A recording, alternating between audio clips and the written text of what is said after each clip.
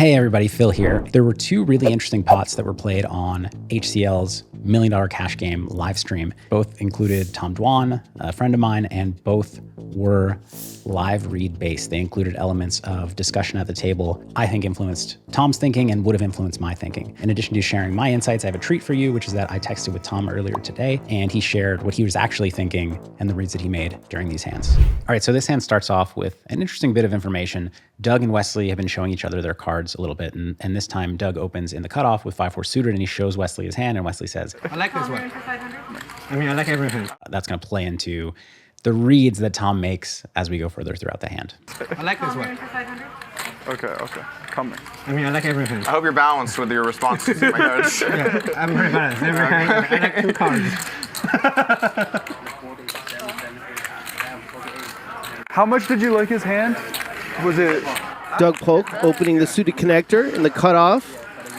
Tom decides to 3-bet pocket sevens from the small blind, and Doug calls. They head to a king 7 deuce flop, 2 diamonds, 1 spade.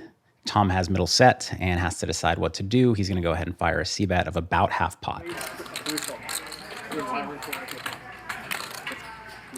Tom bets about half pot. I think this is a very reasonable play. I tend to size a little bit smaller here, but it kind of doesn't matter. If this is his sizing, this is his sizing. And I think sevens are a really good betting hand. Occasionally could consider check raising, but really good betting hand. Doug with only 5 high, but he has a backdoor flush draw and he's got a backdoor straight draw. The 3 and the 6 both give him an open ender. Obviously the 3 or the 6 of spades gives him a huge draw. He decides to call. I would have guessed that this is a close fold, but Doug knows Nolan Hold'em better than I do, so I'm going to trust him on this. That's a good one. The 6 of hearts gives Doug the open ender. Tom with middle set has a couple options on the table, bet or check raise. He goes with bet, and he's going with half pot. All seems good to me. Sure, yeah, call him. Another half pot bet. 115. And Doug's going to raise. We know Tom's not folding. 115? 115, yeah. Doug raised to 115, not 150. Doug, having turned the open ender facing the half pot bet, puts out a big raise. So Doug has a lot of leverage here in position against Tom. And Tom's usually going to have a 1-pair hand or a bluff. Here with a bluff, he's going to just fold and Doug's going to win the pot. With 1 pair, he has to be very worried. Doug very credibly reps most of the sets. He's not going to have king quite that often, but the other sets, he's going to play this way pre-flop all the time. Tom may or may not 3-bet sevens. We can see here that he did. He may or may not 3-bet sixes or deuces. Probably not. So it's a pretty good board for Doug in that respect. And he goes for the raise. At this point, Tom has to decide whether he's just going to call or he's going to 3-bet. I think 3-bet is the standard play. From my perspective, I actually would make a read into Wesley's comment pre-flop when he said, I like this hand. It makes Doug less likely to have a hand like king, queen offsuit, ace, queen offsuit, pocket tens maybe, and more likely to have maybe deuces, maybe 5-6 suited, something like that. I like this one. Okay. And in that case, I think that Tom is often up against bottom sets, 7-6 suited for 2-pair, maybe some king 6 suited or king 7 suited, and then combo draws. So 9-8 of diamonds, 5-4 of diamonds, 5-3 of diamonds, those all make sense. He has to ask himself whether or not Doug is calling flop with a lot of the 5-4 hands like he has. So even 5-4 of spades is iffy. If he had 5-4 of hearts, he probably folds. So Tom has to think he's up against essentially a range of, turn 2 pair, bottom set, occasionally other sets sprinkled in. But I would read Wesley's comment as, removing some 6-6, removing some 7-7. I mean, we have the 7-7, so he doesn't have that.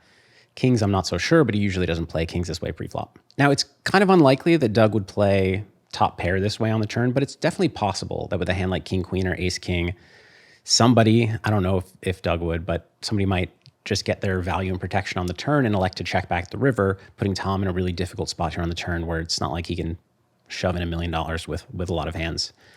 So kind of freeze Tom and get one big street here and then check it down. I don't know if Doug would do that. I don't think it's super solver approved. But because of Wesley's comment pre-flop, I would eliminate some of those hands as possibilities. I would have ended up 3-betting this turn. Now Tom... All right, we got to move this. Is that okay? I don't want to be a dick, but is clock reasonable here? Yeah, I call clock on Jared B. All right, I'll call the clock. So Tom told me that he was about 80 or 90% sure he was going to 3-bet the turn. He was still thinking about it when Doug called clock.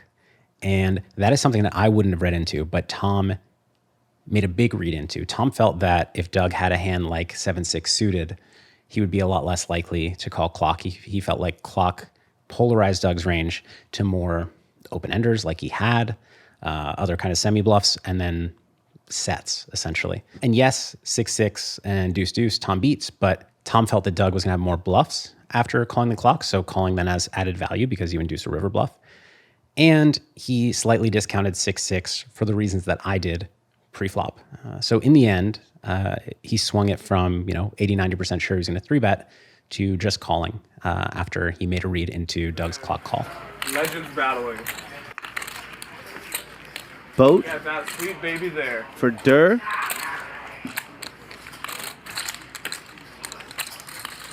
Check.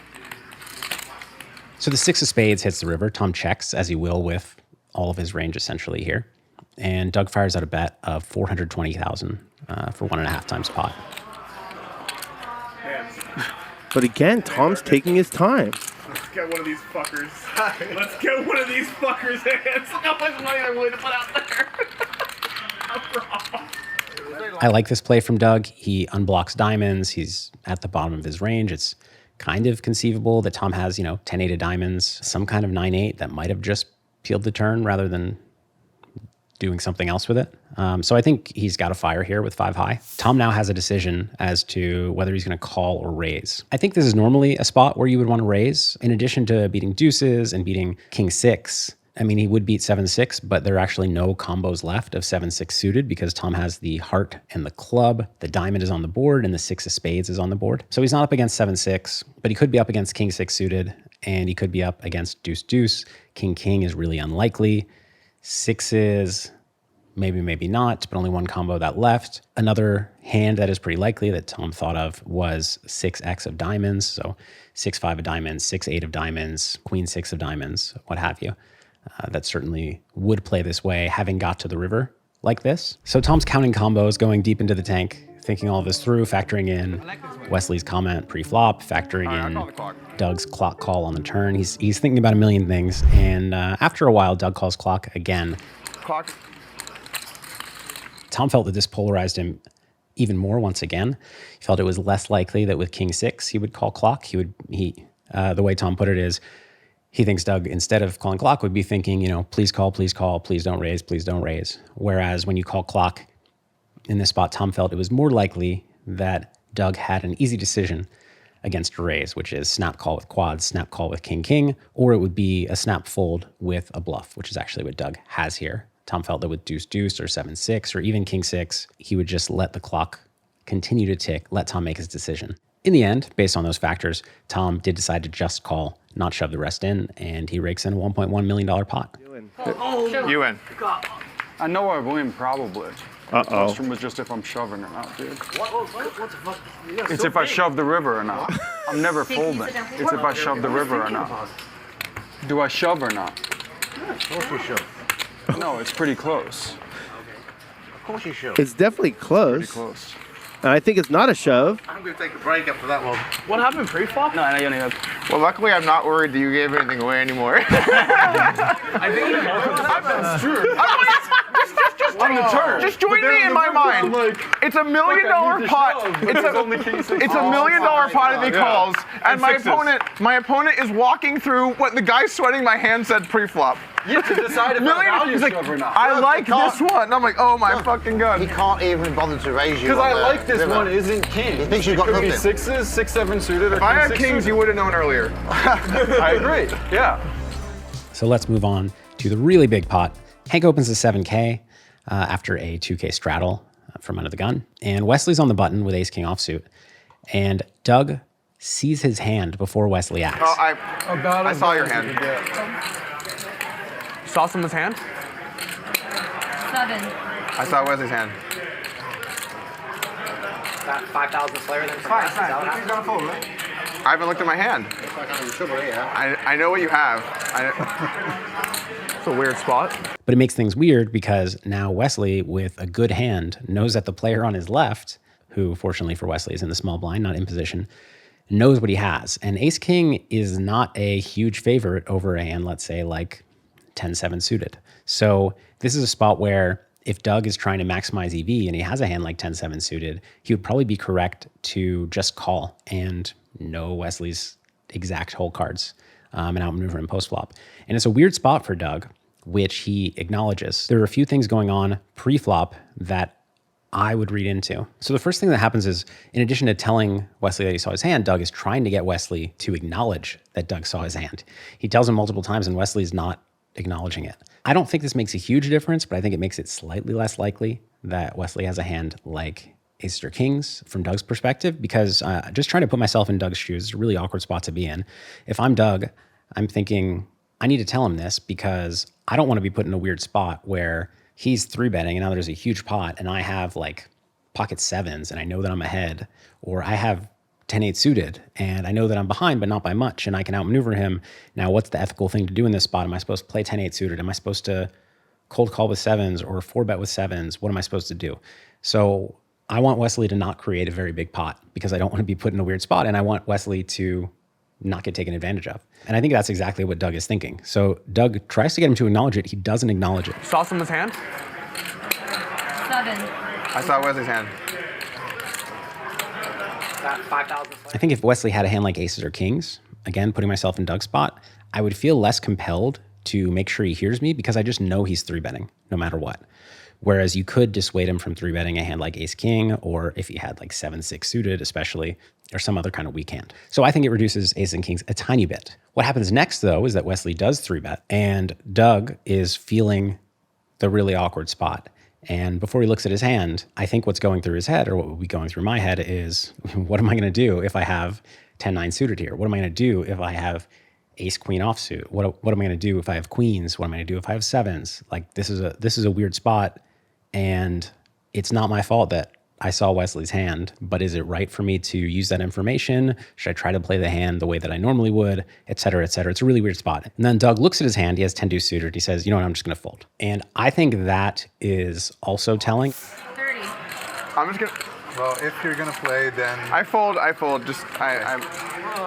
I think that's Doug expressing relief from the situation where he's like, okay, so I don't have to deal with this right now. I could obviously call with 10-2 suited and outmaneuver him, but it feels too weird, feels too wrong. Whereas if I had 10-9 suited, it would not feel wrong because I might cold 4-bet that anyways. I might cold call that anyways. I don't know. To me, that kind of sigh of relief from Doug and just getting rid of the hand is more of an indication that there was more of a possibility for him to outmaneuver Wesley, which makes it more likely that Wesley has an unpaired hand, essentially. I don't think Doug did anything wrong here. I think he tried to behave as ethically as he possibly could, and he was put in a really, really weird spot. And I think I would have done basically exactly the same thing.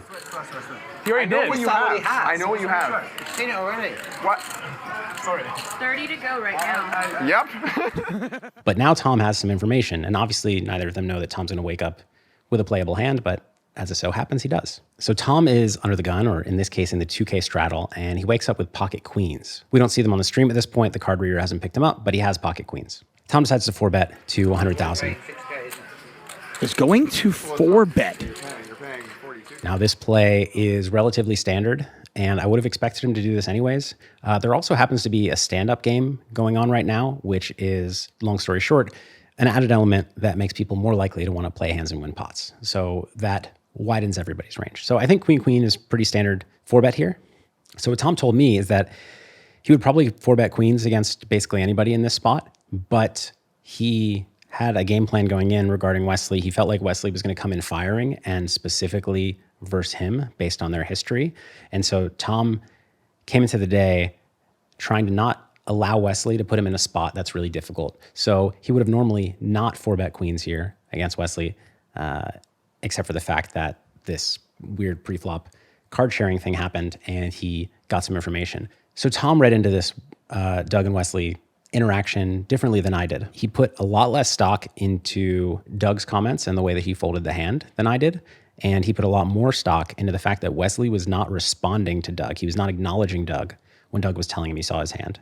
Tom felt that if Wesley had aces or kings, he would be much more likely to acknowledge what Doug was saying to him than to just kind of stay focused and put out the 3-bet. Tom and I read into entirely different things. We reached the same conclusion, but with different information. And the important thing is both of us are just guessing. Reads are never 100%, and all of them can slightly reduce the odds of one hand or another. And in the way that he talked to me about these hands is, this made me reduce it by 80%, this made me reduce it by 95%, etc. Tom puts out the 4-bet to 100,000, and Wesley, after a little bit of thinking.